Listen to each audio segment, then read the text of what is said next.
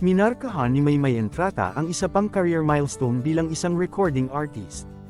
Ibinahagi ng dating Pinoy Big Brother housemate sa social media ang larawan ng billboard kung saan na-feature siya sa isang digital billboard sa iconic na Times Tower billboard sa Times Square ng New York City.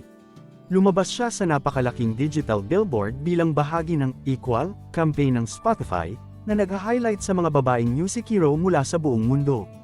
All glory to God! Maraming salamat sa lahat ng suporta mula sa My Loves ko sa journey ko dito sa musika. Di ko akalaing magkaka-billboard ako sa NYC, caption nito sa kanyang post habang pinasalamatan niya ang Spotify. Bumuhos naman ang congratulatory messages sa comment section ng naturang post ni Maymay. Simula nang ipalabas ang kanyang hit song na Ama Kabagera, hinamon ni Maymay ang kanyang sarili na mag-improve in terms of singing.